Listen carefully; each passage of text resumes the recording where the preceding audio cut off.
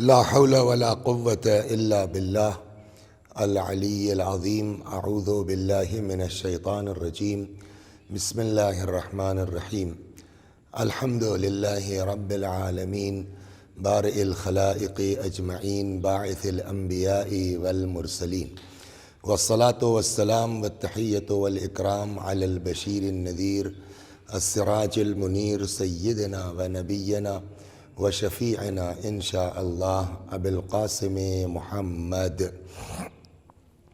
اللهم صل عليه وعلى أهل بيته مظاهر جلالك وجمالك، واللعن على أعدائهم الشاكين فيهم المنحرفين عنهم أجمعين. أما بعد، فقد قال الله تبارك وتعالى وقوله الحق: أعوذ بالله من الشيطان الرجيم. بسم الله الرحمن الرحيم. يا أيها الذين آمنوا قوا أنفسكم وأهليكم نارا وقودها الناس والحجارة۔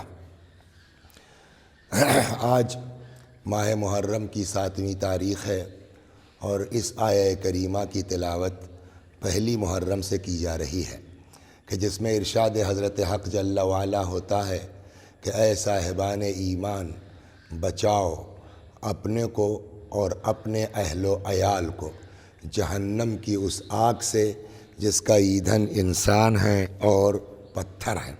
یہ بات کہی جا رہی ہے کہ اس آیہ کریمہ سے یہ بات سمجھ میں آتی ہے کہ انسان کا اکیلے مومن ہو جانا کافی نہیں ہے، انسان کا اکیلے اللہ والا ہو جانا کافی نہیں ہے، جب تک کہ اپنے ساتھ ساتھ اپنے والوں کی بھی نجات کی فکر انسان کو نہ ہو۔ چنانچہ ایک روایت میں اللہ نے حضرت داؤد علیہ السلام سے فرمایا کہ داؤد 40,000 گناہ گاروں کو جہنم میں ڈالوں گا تو 60,000 نیکوکاروں کو۔ حضرت داؤد نے کہا پالنے والے ایسا کیوں ہے؟ کہا اس لیے کہ اگر یہ نیکوکار خاموش نہ رہتے تو یہ گناہ گار جہنمی نہ ہوتے۔ تو اس کا مطلب دیکھیے، اسلام جو ہے ہر چیز برداشت کر لیتا ہے، خود غرضی برداشت نہیں کرتا، سیلفش مسلمان برداشت نہیں کرتا۔ میں آپ کو ایک چھوٹی سی داستان نقل کروں تاکہ اس آیت کا مفہوم اور سمجھ میں آ جائے آسانی سے۔ کہتے ہیں کہ ایک نابینا ایک اندھا آدمی پڑا ہوا ہے اور فرشتوں کی جو ڈیفینیشن کی گئی ہے کہ یتشکلوا باشکال مختلفہ سوى الکلب والخنزیر، فرشتہ جو چاہے شکل اختیار کر سکتا ہے سوائے کتا اور سور ہونے کے۔ تو فرشتہ جو چاہے شکل اختیار کر سکتا ہے۔ تو کہتے ہیں کہ نابینا پڑا ہوا تھا، 2 فرشتے پرندوں کی شکل میں اس کے سینے پہ بیٹھ کے اس کے منہ میں دانہ ڈال رہے تھے، کھانا ڈال رہے تھے۔ اتفاقاً حضرت موسیٰ علیہ السلام کا گزر ادھر سے ہوا، تو اب جب دیکھا اتنا مومن ہے تو موسیٰ علیہ السلام کا دل اس کی طرف مائل ہوا، اس نابینا کی طرف چلے گئے۔ نابینا کو اندازہ ہوا کوئی ہے، کون؟ کہا میں موسیٰ نبی خدا۔ یا نبی اللہ، کہاں تشریف لے جا رہے ہیں؟ کہا جا رہا ہوں طور پر مناجات کے لیے۔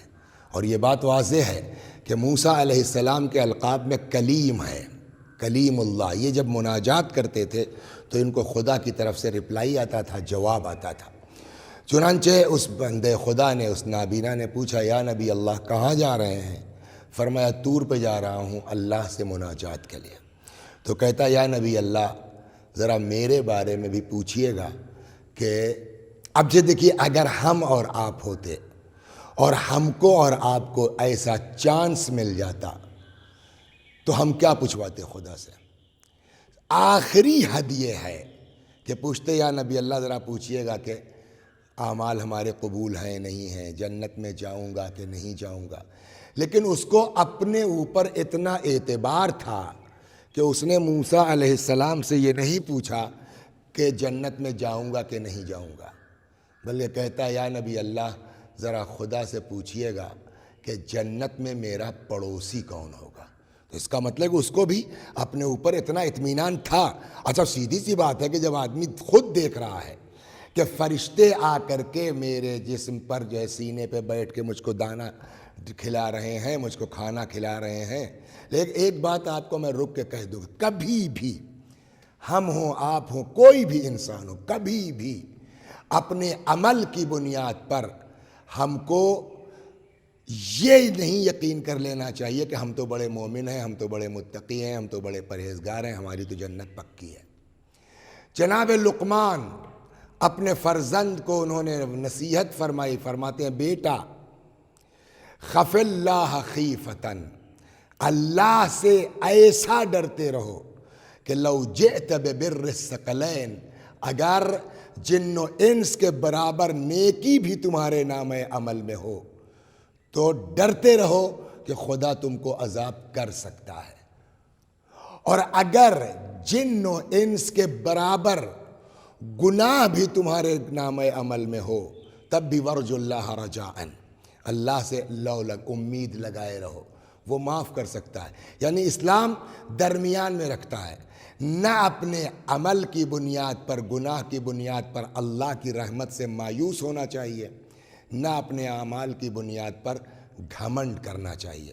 اور یہی اصل چیز ہے کہ انسان اپنے آپ کو غرور سے بچائے، انسان اپنے آپ کو تکبر سے بچائے۔ ایک دعا ہے مفاتیح میں بھی ہے، دعائے مکارم الاخلاق، دعا فار مورل ڈیولپمنٹ، جہاں امام فرماتے ہیں، اللہ کی بارگاہ میں عرض کرتے ہیں، خدا جتنا پبلک میں میری عزت بڑھتی جائے اسی ریشیو سے مجھ کو اپنے نفس میں ذلیل کرتا جا، یعنی دنیا مجھ کو اچھا سمجھے، میں اپنے آپ کو اچھا نہ سمجھوں۔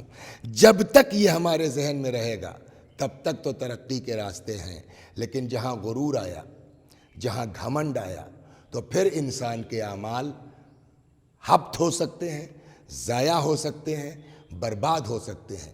چنانچہ اسی لیے روایت کہتی چاہے جتنی عبادت کرو، ارشاد ہوتا ہے الناس کلہم ہالکون، سارے کے سارے لوگ ہلاک، یعنی کسی کو بچنا نہیں ہے، الا العالمون، سوائے علماء کے، والعالمون کلہم ہالکون، سارے علماء ہلاک، الا العاملون، سوائے ان کے جو اپنے عمل علم کے مطابق عمل کرتے ہیں، والعاملون کلہم ہالکون، سارے عمل کرنے والے بھی ہلاک، الا المخلصون، سوائے ان لوگوں کے جن کے اندر اپنے عمل میں خلوص پایا جاتا ہو، والمخلصون علی خطر عظیم، اور مخلصین کے اوپر بھی جو ہے وہ تلوار لٹک رہی ہے خطرے کی، کب انسان کا خلوص ضائع ہو جائے۔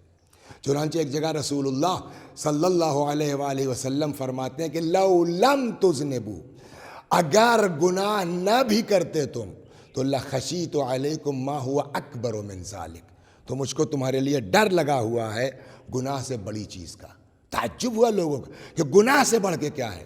فرمایا اپنے جو ہے وہ اعمال پر غرور کرنا، گھمنڈ کرنا۔ تو ہم چاہے جتنا عابد ہوں، امام صادق علیہ السلام فرماتے ہیں کہ دخل رجلان المسجد، دو لوگ آئے، داخل ہوئے مسجد میں، احدہما عابد، ایک عابد تھا، والآخر فاسق، دوسرا فاسق تھا، فخرجا من المسجد، دونوں تھوڑی دیر کے بعد مسجد سے نکلے۔ امام فرماتے ہیں جو عابد تھا وہ فاسق ہو چکا تھا، اور جو فاسق تھا وہ صدیق بن گیا تھا۔ خود امام نے اس کی وجہ بتائی کہ جانتے ہو ایسا کیوں ہوا؟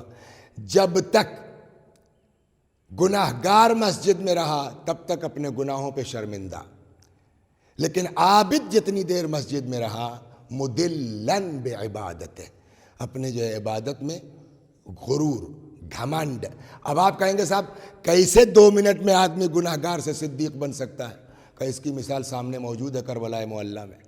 حر سے بڑا گناہ گار کون تھا جو امام حسین علیہ السلام کو گھیر کے کربلا تک لے آئے، لیکن 1 منٹ کے اندر حر علیہ السلام بن گئے نہیں بن گئے؟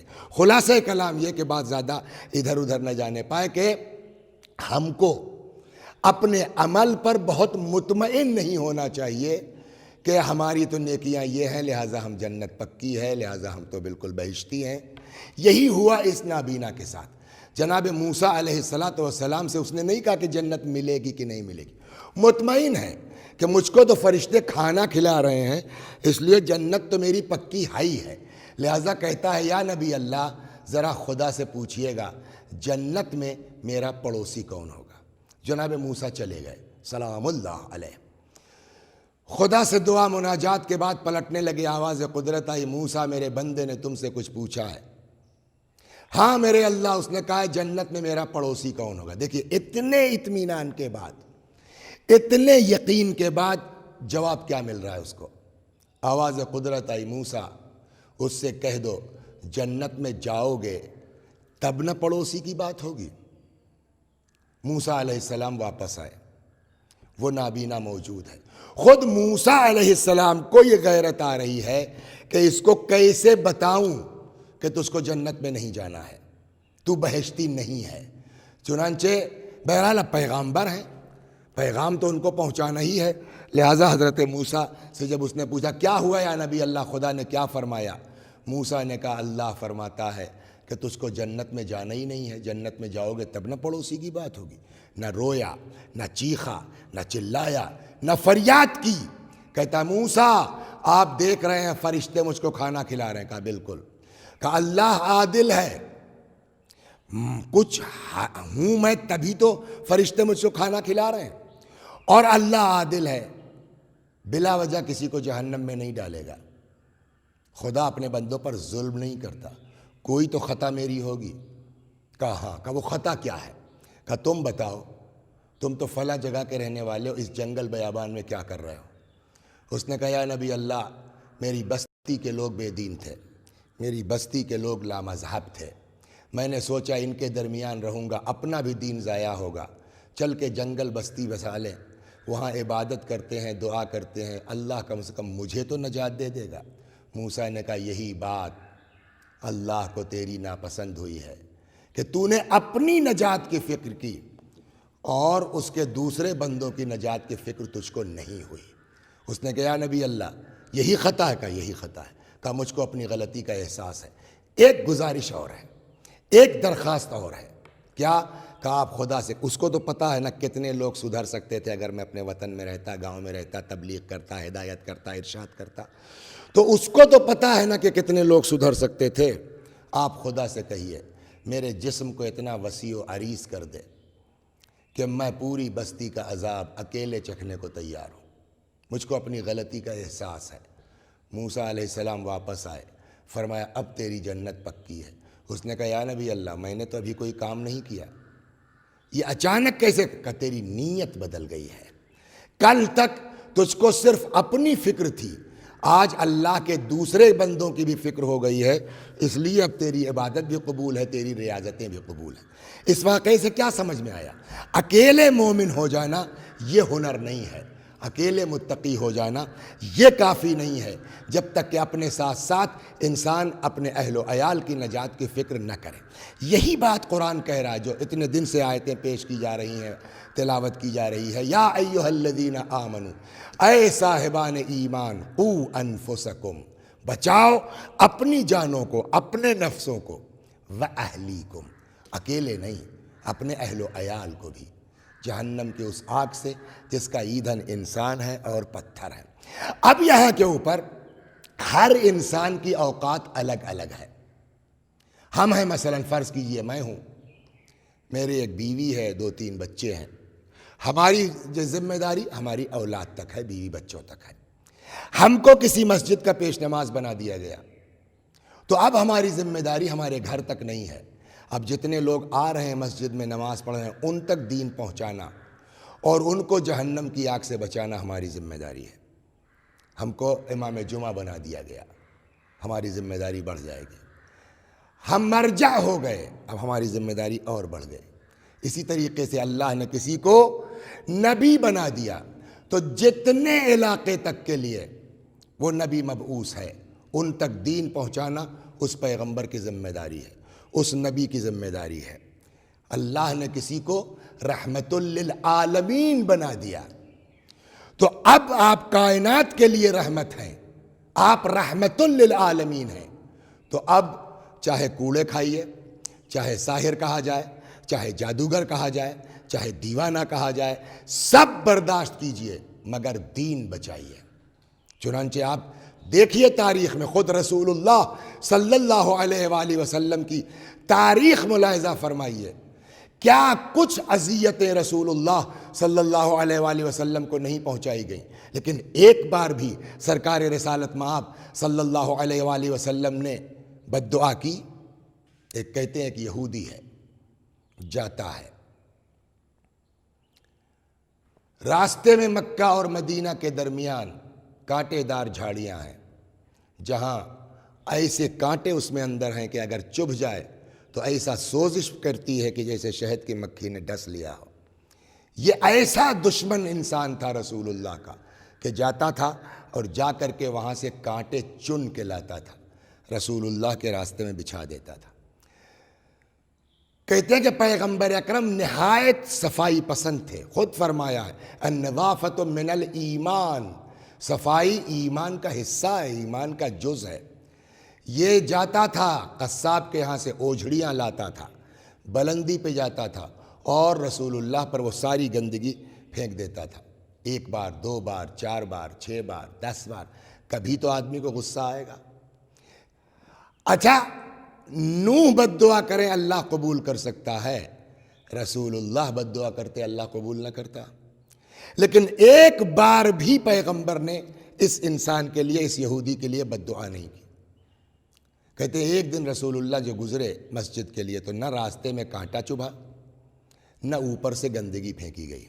پیغمبر اکرم مسجد میں آئے، اصحاب کرام سے پوچھا وہ میرا دوست کہاں ہے آج؟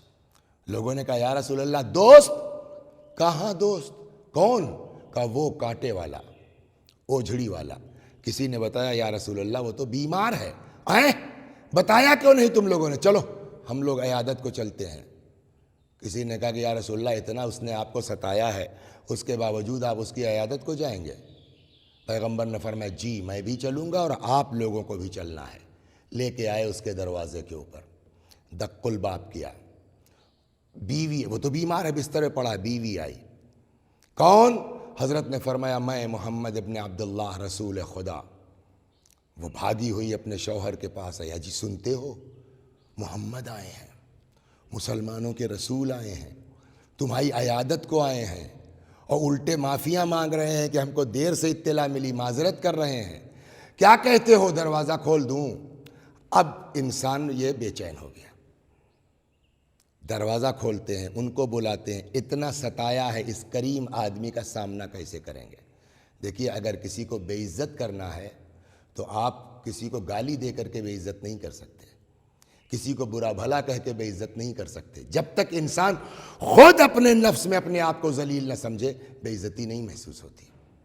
اب یہ انسان سوچنے لگا کیا کریں، واپس کر دیں؟ یہ عربوں کے اخلاق کے خلاف ہے کہ دروازے پر آیا ہوا مہمان واپس کر دیا جائے، بلا لے، سامنا کرنے کی ہمت نہیں ہے۔ کچھ دیر تک سوچتا رہا، آخر میں کہتا ہے بیوی سے کہ واپس کرنا تو ٹھیک نہیں ہے، بلا لو، ایک کام کرو میرے چہرے پر کپڑا ڈال دو، مجھے سامنا کرنے کی ہمت نہیں ہے۔ کپڑا ڈلوایا، رسول اللہ آئے، سلام علیکم، علیکم السلام، کیا حال ہے؟ چپ۔ سنا بھائی تمہاری طبیعت خراب ہے، دیر سے اطلاع ملی ورنہ پہلے آتے۔ کوئی جواب نہیں۔ جب پیغمبر فرما چکے تب وہ وہیں اندر سے بولتا ہے یا رسول اللہ میں آپ کی کسی بات کا جواب اس وقت تک نہیں دوں گا جب تک آپ کلمہ پڑھوا کے مجھے مسلمان نہیں کر لیتے۔ تو یہ ہے پیغمبر کی، وہ رحمت للعالمین ہے۔ جتنی بھی مصیبتیں پڑھنا ہو سب جھیلیں گے، سب برداشت کریں گے، لیکن دین پہنچانا اور ہم کو جنت تک پہنچانا، جہنم کی آگ سے بچانا ان کی ذمہ داری۔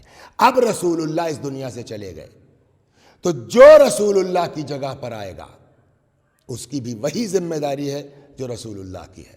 آپ کا گھر جلا دیا جائے، آپ کے گلے میں رسی کا پھندا ڈال دیا جائے، آپ کا بچہ مار دیا جائے، لیکن حضرت علی علیہ السلام جو جانشین پیغمبر ہیں بد دعا نہیں کی ہے۔ ایک ذرا سا تلوار اٹھا لیتے، کسی کی ہمت نہیں تھی، لیکن آپ دیکھیے در خیبر جس کے لیے کتابوں میں ملتا ہے کہ در خیبر کا وزن 320 کنٹل تھا، 32 ٹن۔ مولا کائنات نے کیا کیا؟ 18 آدمی رسے کی مدد سے ایک دروازے کو کھولتے تھے، یعنی دونوں دروازوں کے لیے 36 آدمی۔ مشہور روایت یہ کہ 40 لوگ مل کر کے در خیبر دروازہ کھولتے تھے۔ مولا کائنات کی طاقت کا عالم یہ ہے کہ آگے بڑھے، 2 انگلیوں سے دروازہ اکھاڑا، پورا دروازہ امیر المؤمنین سلام اللہ علیہ کے دست مبارک پر ہے، پوری فوج گزر گئی ہے اور زمین پر پیر بھی نہیں ہے۔ ہے کوئی آلہ جو مولا کائنات کی طاقت کو ناپ لے؟ ہے کوئی آلہ جو امیر المؤمنین کی طاقت کا اندازہ کر لے؟ لیکن یہی علی جس کی طاقت کا یہ عالم ہے، جس کی قوت کا یہ حال ہے، رسول اللہ کی وفات ہوئی۔ وفات پیغمبر کے بعد امیر المؤمنین سلام اللہ علیہ کے گلے میں رسی کا پھندا ڈال دیا گیا۔ ایک آدمی آگے سے کھینچتا ہوا، دوسرا آدمی پشت سے ڈھکیلتا ہوا، سمجھ میں نہیں آتا۔ دیکھیے، ہم اور آپ چونکہ بچپنے سے شیعہ گھر میں پیدا ہوئے ہیں، سنتے چلے آئے ہیں، اس لیے ہم کو تو یقین ہے، لیکن عام آدمی اگر وہ تاریخ کے صفحات پر یہ 2 متضاد چیزیں پڑھے گا کہ ایک ایسا انسان جس کی طاقت کا عالم یہ ہے، اسی انسان کے گلے میں رسی کا پھندا ہے، آدمی کی سمجھ میں آئے گا؟ ہمارا بھی دل عجیب ہوتا ہے کہ پوچھے مولا یا امیر المومنین، اتنی قوت کے بعد، اتنی طاقت کے بعد کیوں آپ نے برداشت کیا؟ ہمت نہیں تھی کہ یہ لوگ آپ کے قریب ہو جاتے؟ عجب نہیں مولا کائنات جواب دیں، خاموش رہو، جذباتی مت بنو، میرے ساتھ ساتھ رہو، ابھی اندازہ ہو جائے گا۔ کیا دیکھ، اچھا مولا کائنات کا گھر اور مسجد متصل ہے، جیسے ہی لے کے نکلے رسی کا پھندا علی کے گلے میں، ایک یہودی سامنے تھا، جیسے ہی اس نے دیکھا مولا کائنات کو اس حال میں، فوراً کہتا اشہد ان لا الہ الا اللہ واشہد ان محمد رسول اللہ۔ اس کے ساتھ کوئی اور تھا، کہنا کیا ہوا، کلمہ پڑھ لیا تم نے، مسلمان ہو گئے تم؟ اس نے کہا ہاں۔ کہا کیوں؟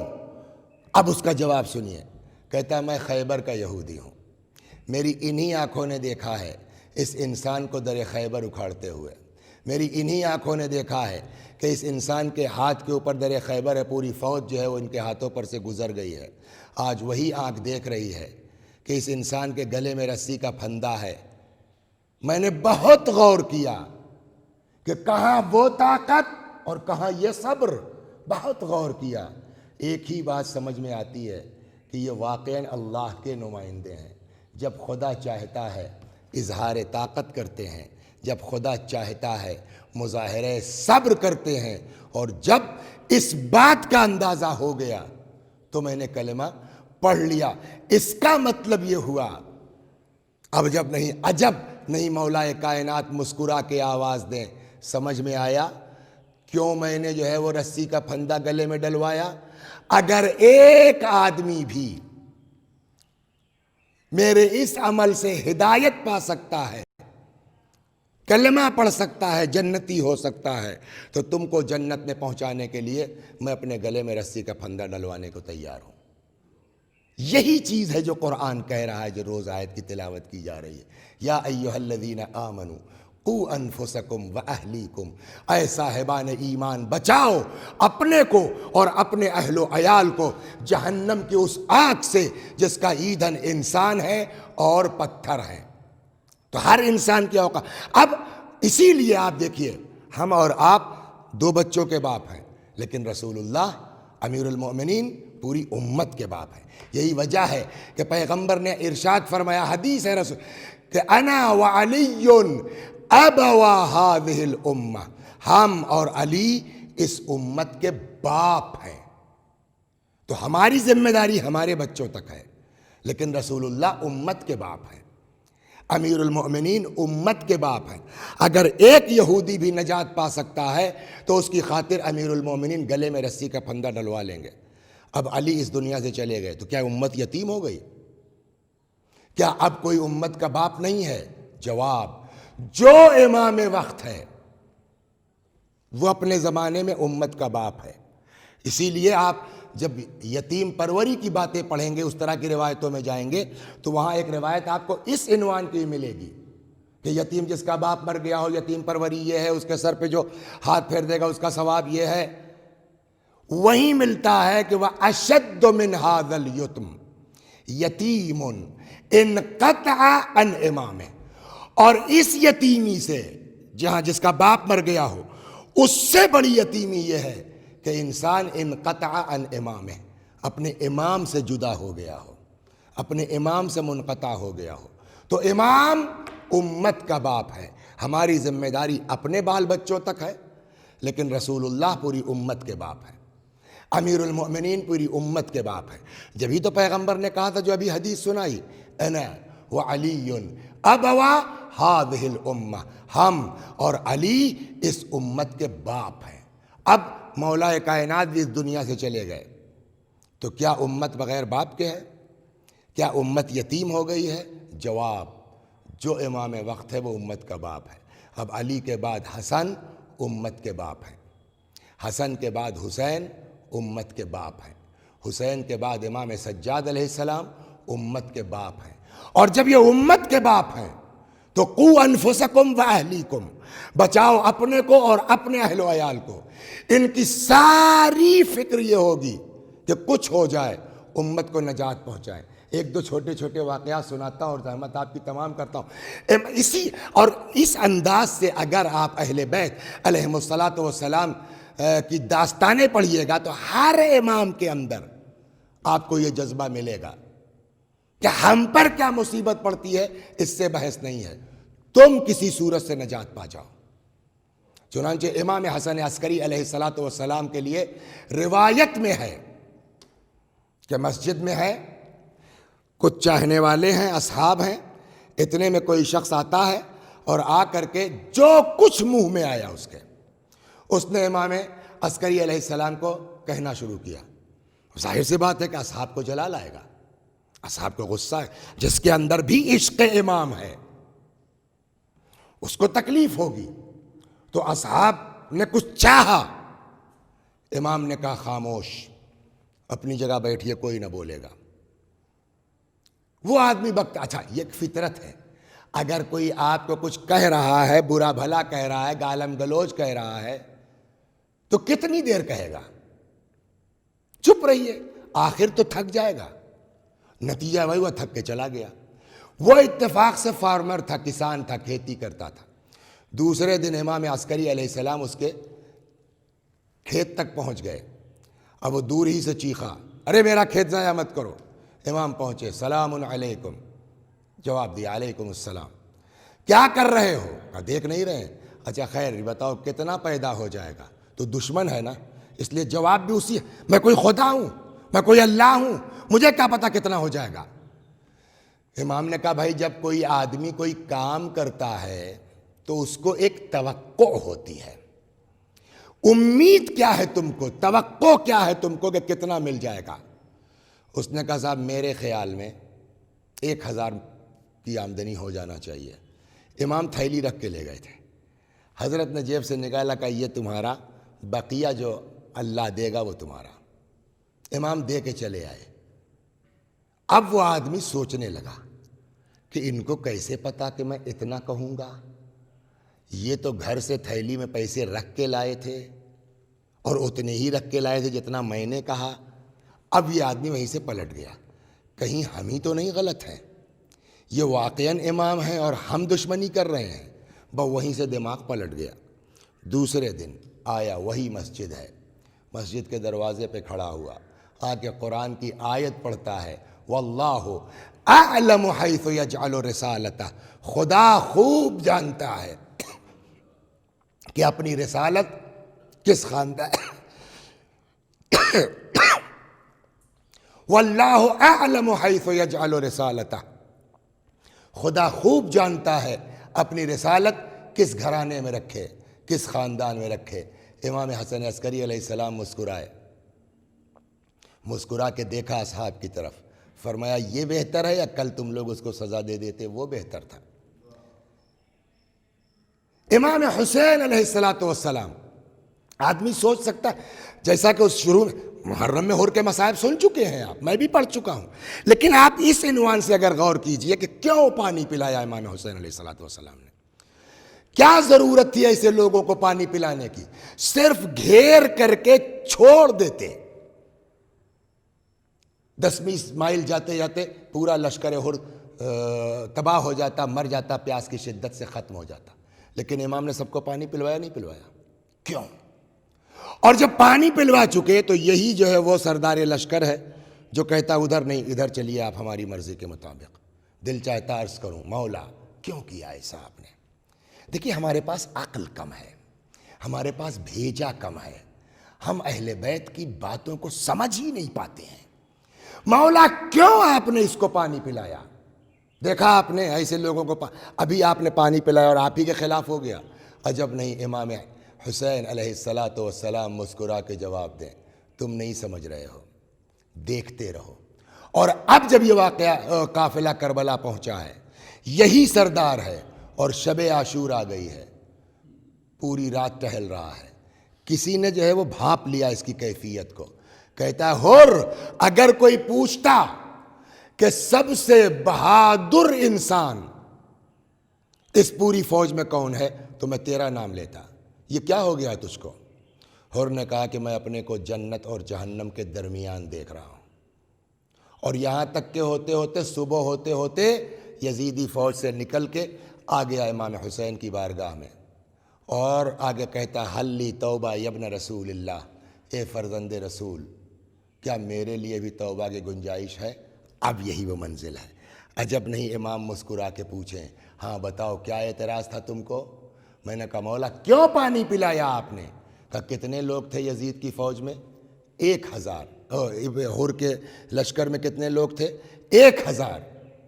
کہا آج 4 آدمی ہور بیٹا غلام بھائی واپس آ گئے یزید کی فوج سے توبہ کر کے۔ عجب نہیں حسین آواز دیں، سمجھے ہمارا مزاج یہ ہے، 4 آدمی بھی اگر ہدایت پا سکتے ہیں تو ان کو جہنم کی آگ سے بچانے کے لیے ہم 1000 لوگوں کو پانی پلانے کے لیے تیار ہیں۔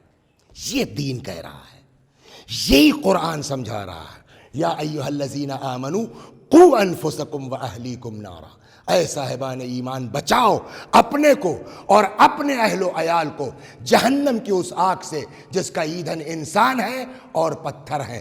یہی وہ وجہ ہے پہلی دن سے، اور آج 7 محرم آ گئی ہے، روزانہ کہیں نہ کہیں سے روایت نکل کے آتی تھی جس سے یہ بات ظاہر ہوتی تھی کہ امام حسین کو پتا تھا کہ میں مار دیا جاؤں گا، امام حسین کو معلوم تھا کہ میں قتل کر دیا جاؤں گا، امام حسین کو معلوم تھا کہ میں شہید کر دیا جاؤں گا۔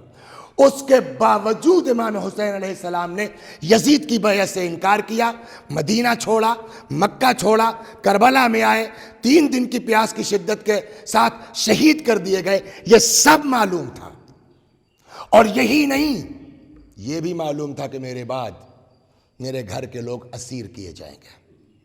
میں آپ خود اپنے تئیں سوچئے، محلے کا جو ہے وہ تھانے دار 2-4 سپاہی لے کے ابھی ہمارے گھر میں آ جائے اور ہمارے گھر کی عورتوں کو رسیوں سے باندھ کر کے اور تھانے تک بغیر جو ہے وہ نقاب کے چادر کے لے کے چلا جائے، آدمی محلہ چھوڑ دے گا، آدمی خاندان چھوڑ دے گا، گاؤں چھوڑ دے گا۔ یہی کہے گا نا اولاد مر گئی ہوتی اتنی تکلیف نہ ہوتی جتنا۔ امام حسین کو یہ بھی پتہ تھا، اور ہمارے گھر کی عورتوں کی کیا حیثیت ہے زینب سلام اللہ علیہا کے سامنے، علی کی بیٹیوں کے سامنے، رسول اللہ کی نواسیوں کے سامنے، یہ سب جانتے ہوئے امام حسین علیہ السلام نے یزید کی بیعت سے انکار کیا۔ وجہ سبب کا یہی ہے کہ حسین بیعت کر کے، اول تو وہ بات بالکل کہ میں اگر مدینے میں رہوں تب بھی مارا جاؤں گا، جانور کے بل میں چلا جاؤں تب بھی یہ لوگ ہم کو نکال کے ماریں گے۔ امام حسین کو بحث ہی نہیں اس سے کہ میں مارا جاؤں گا کہ نہیں مارا جاؤں گا۔ اصل مسئلہ یہ ہے کہ بیعت سے انکار کیوں کیا؟ بیعت سے انکار کی واحد وجہ یہی تھی کہ یزید دین کو کھلواڑ بنا رہا تھا۔ آپ کو پتہ ہے کہ یزید کے فتوے کیا کیا ہیں؟ تب حسین کی عظمت کا اندازہ ہوگا آپ کو کہ میرے مولا نے کیا کارنامہ انجام دیا ہے ان ساری مصیبتوں کو برداشت کر کے۔ شراب جائز ہے. یزید جام شراب ہاتھ میں لیتا ہے اور کہتا ہے کہ میرے ہاتھ میں یہ جام شراب نہیں ہے، میں نے اس کو حوروں کے بدلے میں لیا ہے.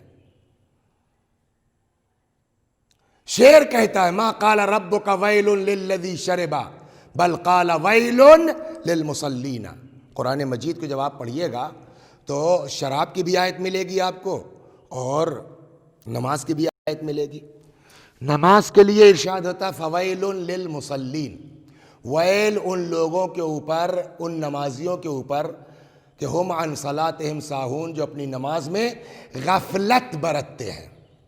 لیکن جب شراب کی بات آتی ہے تو ارشاد ہوتا ہے یسألونک عن الخمر والمیسر، لوگ آپ سے شراب اور جوئے کے بارے میں سوال کرتے ہیں، آپ کہہ دیجئے قل فیہما اثم کبیر، زبردست گناہ ہے.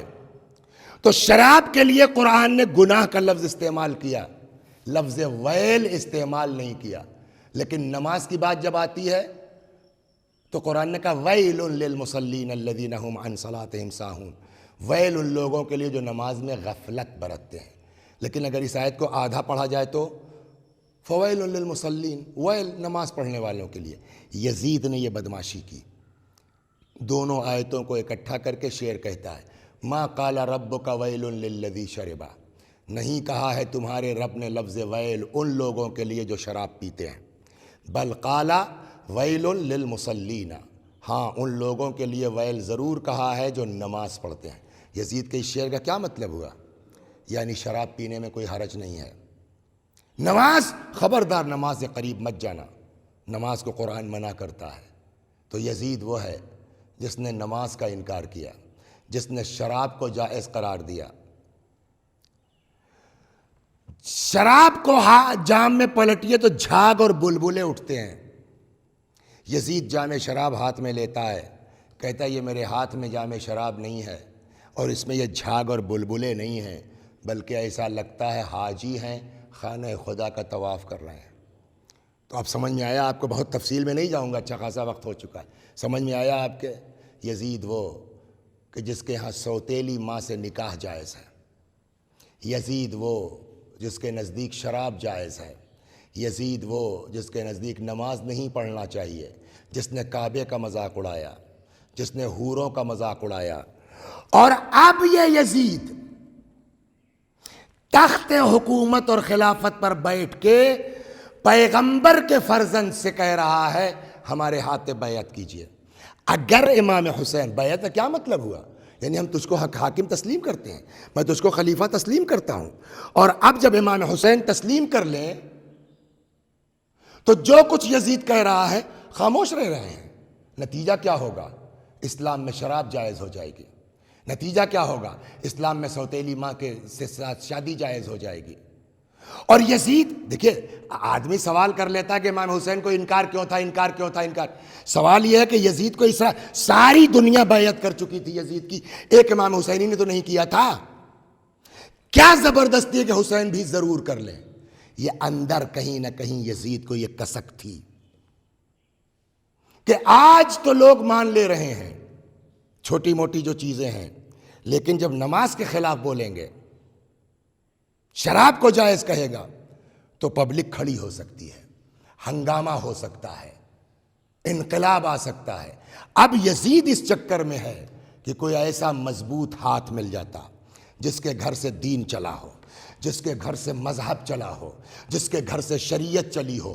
اگر وہ بیعت کر کے چپ ہو جائے تو پبلک چیختی رہے، پبلک شور مچائے گی، ہم کہہ دیں گے تم کیا، تمہاری اوقات کیا، جس کے گھر سے دین چلا ہے وہ حسین تو بیعت کر کے چپ ہو گیا، تم کون ہو اعتراض کرنے والے.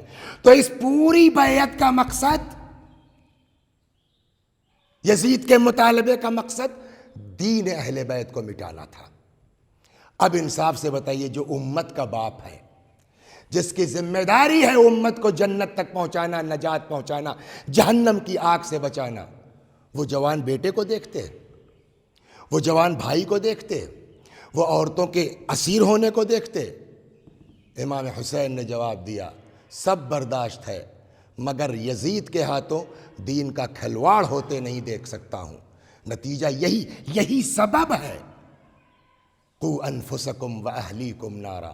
حسین اگر یزید کے روایت ہے، خود امام حسین نے فرمایا کہ اگر یزید جیسے لوگ حاکم ہو جائیں گے تو فعلی الاسلام السلام، تو پھر اسلام کا خدا حافظ. یعنی اس بات کو سمجھ رہے کہ یزید کی بیعت کا مطلب اسلام کا خاتمہ ہے، اور حسین امت کے باپ ہیں. حسین کی ذمہ داری ہے اپنے ساتھ ساتھ، لہذا بیعت کر کے حسین مدینے میں اکیلے عبادت نہیں کر سکتے تھے، بلکہ اپنے ساتھ ساتھ پوری امت کی نجات کی ذمہ داری امام حسین علیہ السلام کی تھی. اسی بنیاد پر امام حسین نے یزید کی بیعت سے انکار کیا. انکار بیعت کے اسباب میں جہاں اور بھی اسباب ہیں، بڑا سبب یہ ہے کہ امام حسین دین بچا کے ہم کو جنت کی راہ دکھلانا چاہے. ہے کوئی دنیا میں ایسا جو اپنی جان دے کر کے ہم کو جنت کا راستہ، اور پورے خاندان کا یہی حال ہے. اللہ اکبر. اور جب آپ پڑھیے گا امام حسین کے راستے کے اقوال کیوں نکلے ہیں تو اس میں صاف صاف لکھا ہوا انی خرجت لطلب الاصلاح فی امت جدی، میں نکلا ہوں تاکہ اپنے نانا کی امت میں اصلاح کر سکوں. کیا تم لوگ نہیں دیکھ رہے ہو لوگوں کو نیکیوں کا حکم نہیں دیا جا رہا ہے، برائیوں سے منع نہیں کیا جا رہا ہے؟ میں اس لیے نکلا ہوں ان آمر بالمعروف و انہا عن المنکر، تاکہ لوگوں کو نیکیوں کا حکم دے سکوں، برائیوں سے منع کر سکوں. پورا مقصد امام حسین انکار بیعت سے ہم کو نجات دلانا ہے. پڑھوں آیت، یا ایھا الذین آمنوا قو انفسکم، اے صاحبان ایمان بچاؤ اپنے کو اور اپنے اہل و عیال کو جہنم کی اس آگ سے جس کا ایندھن انسان ہے اور پتھر ہے. لیکن ایک چیز پر ہم کو دھیان دینا ہوگا.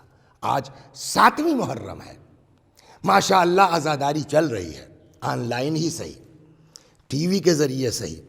ایک چیز پر ہم کو توجہ، تو پورا مقصد امام حسین کیا ہے؟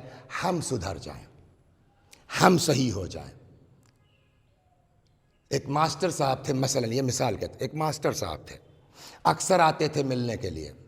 80,000 90,000 تنخواہ رہی ہوگی، چپل ٹوٹی ہوئی، کپڑے پرانے، بیوی بھی آتی تھی تو چادر پھٹی ہوئی، پیوند لگے ہوئے. ایک دن ہم نے کہا کہ ماسٹر صاحب اچھی خاصی تنخواہ ہے ماشاء اللہ آپ کی، یہ کیا بھگل بنائے ہوئے ہیں اپنی؟ انہوں نے کہا مولانا آپ کو میری تنخواہ کا علم ہے، یہ پتہ ہے کہ میرا خرچہ کیا ہے؟ میں نے کیا ہے؟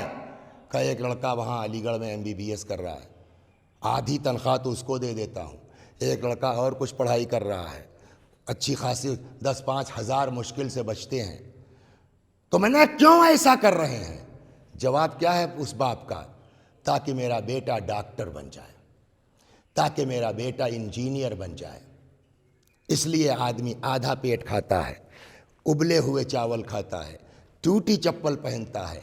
یہ ساری مصیبتیں آدمی برداشت کرتا ہے کاہے کے لیے؟ تاکہ کل کو میرا بیٹا ترقی کر جائے، انجینئر بن جائے، ڈاکٹر بن جائے. 2 سال 3 سال رہا، 3 سال کے بعد بجائے انجینئر ڈاکٹر بننے کے قاتل بن کے چلا آیا. اب پوچھئے اس باپ کے دل سے کتنی تکلیف ہوگی کہ میں نے جس کے لیے فاقہ کیا آج وہی قاتل بن کے نکلا ہے، کاش میں نے اس پر خرچ نہ کیا ہوتا، خود ہی کھایا ہوتا. اس وقت تکلیف کم ہوئی ہوگی.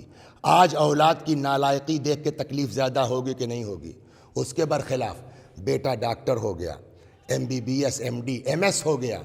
ایک شخص آیا کہنے لگا کہ مولانا صاحب ذرا بات کر لیجیے، ان کے والد سے آپ کے تعلقات ہیں، میرا فلاں علاج ہونا ہے. میں پہنچا ماسٹر صاحب کے یہاں، ماسٹر صاحب نکلے، جی مولانا صاحب فرمائیے. میں نے کہا بھئی یہ میرے جاننے والے ہیں، ذرا سا لڑکے کو اپنے لکھ دیجیے آپ. انہوں نے لکھ دیا، لڑکے نے سارا علاج فری کر دیا. پھر ماسٹر صاحب کہنے لگے آپ کو یاد ہے آپ نے اعتراض کیا تھا کہ اتنا پیسہ اولاد کے اوپر کیوں لگا رہے ہیں؟ اسی دن کے لیے لگایا تھا.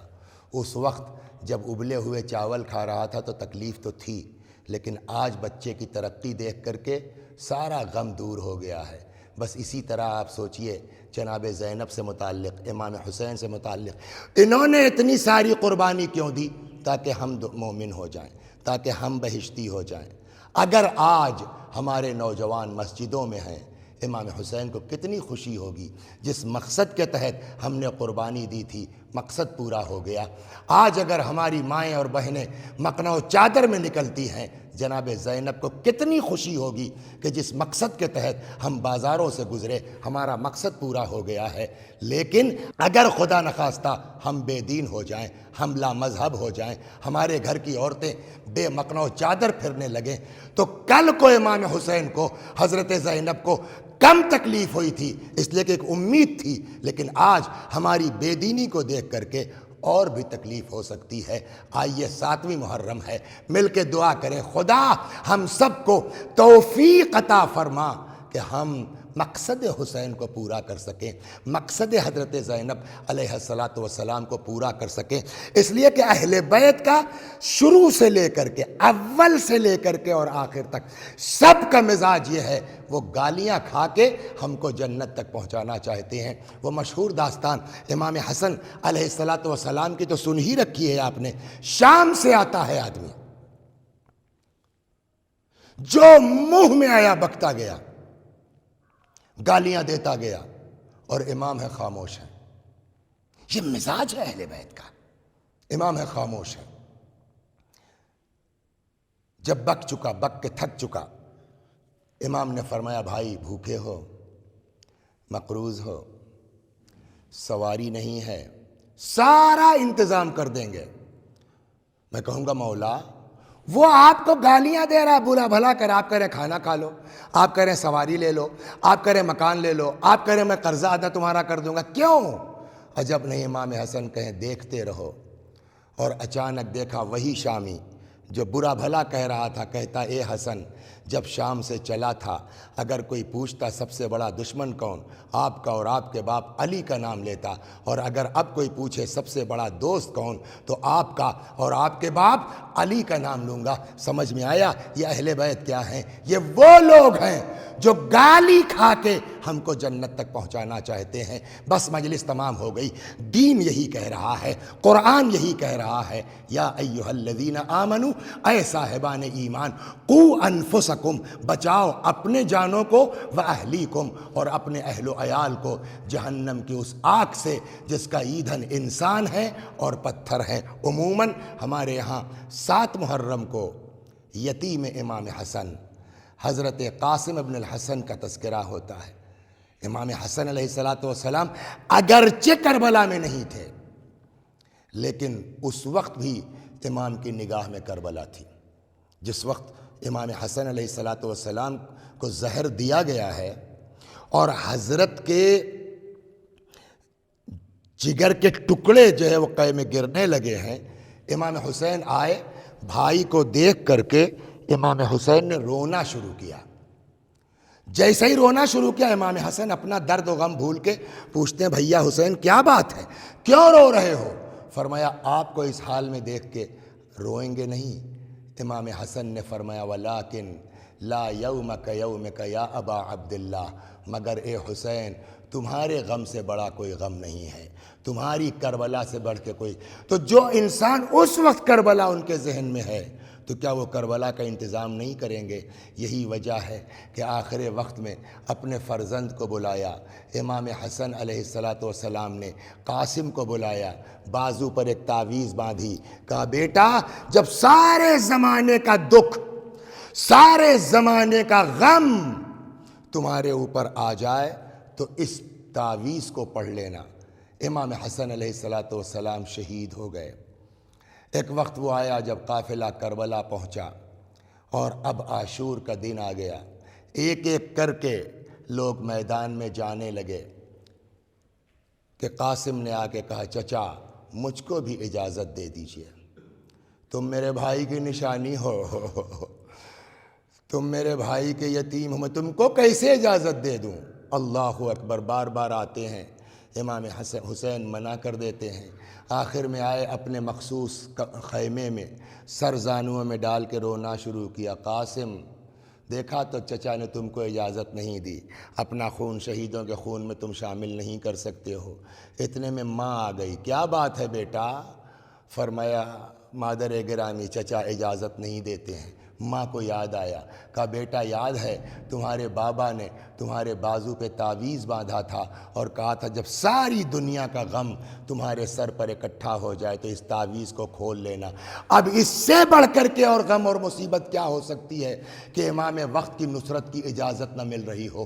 بیٹا تعویذ کھولو۔ اب تعویذ جو کھولا گیا، امام حسن علیہ السلام کی تحریر تھی، اے بیٹا قاسم عصر عاشورہ حسین کی مدد کرو۔ خوش ہو گئے، پرچی لے کر کے آئے، چچا اجازت، تم میرے بھائی کے نشانی ہو، میں تم کو کیسے اجازت دے سکتا ہوں؟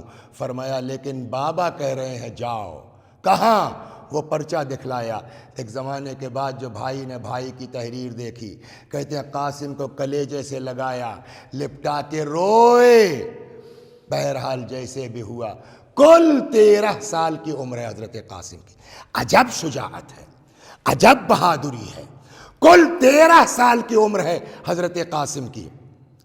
کہتے ہیں اتنے کم سن تھے کہ جو گھوڑے میں رکاب ہوتی ہے نا، وہاں پیر نہیں پہنچ رہا تھا، کاٹ کے اس کو چھوٹا کیا گیا ہے۔ امام حسین علیہ السلام نے اپنے ہاتھ سے حضرت قاسم کو گھوڑے پہ سوار کیا، میدان میں آئے۔ کیا شجاعت ہے! عمر سعد نے کہا ازرق شامی سے جا اس بچے کے مقابلے میں۔ اس 4000 سواروں کے برابر کہتے ہیں کہ یہ ازرق شامی تھا، اس کو برا لگ گیا، مجھ کو ایک 12-13 سال کے بچے کے مقابلے میں۔ کہتا میں اپنے ایک بیٹے کو بھیج دیتا ہوں۔ قاسم نے واصل جہنم کر دیا، دوسرا، تیسرا، اس ازرق شامی کے 4 بیٹے قاسم نے واصل جہنم کر دیے۔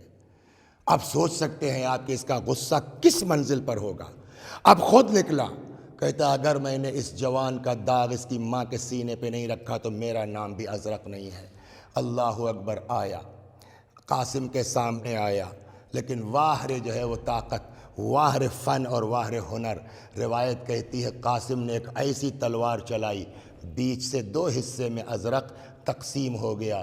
لیکن اب مت پوچھئے کہ قاسم کے ساتھ کیا ہوا۔ بھاگی ہوئی فوجیں سمٹ آئیں، لوگوں نے قاسم پر مل کے ایک ساتھ حملہ کیا، اور ایک وقت وہ آیا کہ جب قاسم سے گھوڑے پہ سنبھلا نہ گیا، گھوڑے سے زمین پر آئے، آواز دیا اماں ادرکنی، چچا مدد کو آئیے۔ کہتے ہیں باز شکاری کی طرح امام حسین علیہ السلام قاسم کی طرف لپکے ہیں، لیکن اب جب حسین کو آتے دیکھا، فوج نے بھگدڑ مچائی، ابھی قاسم زندہ ہیں۔ اللہ اکبر۔ جب گھوڑے کی ٹاپیں پڑتی تھی قاسم کے سینے پر، حضرت قاسم کی آواز آتی تھی چچا میرا جسم گھوڑوں کی ٹاپوں کے نیچے، چچا میرا جسم گھوڑوں کی ٹاپوں کے نیچے۔ اب جو امام حسین قاسم کے سرہانے پہنچے، قاسم کی روح پرواز کر چکی تھی، قاسم شہید ہو چکے تھے۔ عجب مرثیہ کہتے ہیں سرہانے بیٹھ کے، اے میرے لال قاسم، تیرے چچا کے لیے کتنی سخت منزل ہے کہ تو چچا کو پکارے اور چچا تیری پکار پر آ نہ سکے، اور اگر آئے تو پہنچنے سے کوئی فائدہ نہ ہو۔ وَسَيَعْلَمُ الَّذِينَ ظَلَمُوا أَيَّ مُنْقَلَبٍ يَنْقَلِبُونَ إِنَّا لِلَّهِ وَإِنَّا إِلَيْهِ رَاجِعُونَ۔ پروردگارہ ہماری اس عزا کو قبول فرما، مزید عزائے اہل بیت کی توفیق کرامت فرما۔ وآخر دعوانا ان الحمد للہ رب العالمین۔